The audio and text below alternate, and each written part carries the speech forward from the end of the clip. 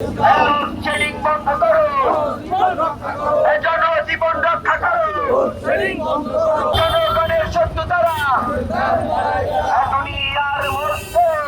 জনজীবন রক্ষা করো, লোডশেডিং বন্ধ করো। বর্তমান সরকার সেই লক্ষ্যে আঘাত করে যাতে নিজেরা মৃত্যু সহনশীল হতে পারে এবং বর্তমান সরকার সেই লক্ষ্যে আঘাত করে যাতে নিজেরা মৃত্যু সহনশীল হতে পারে এবং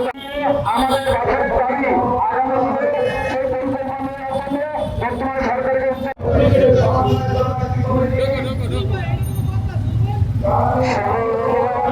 এই যে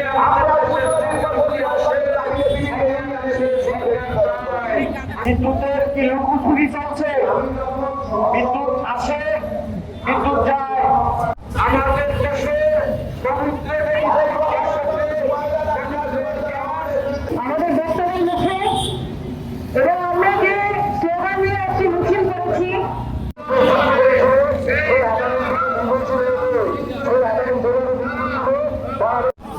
লোডশেডিং বন্ধ করো,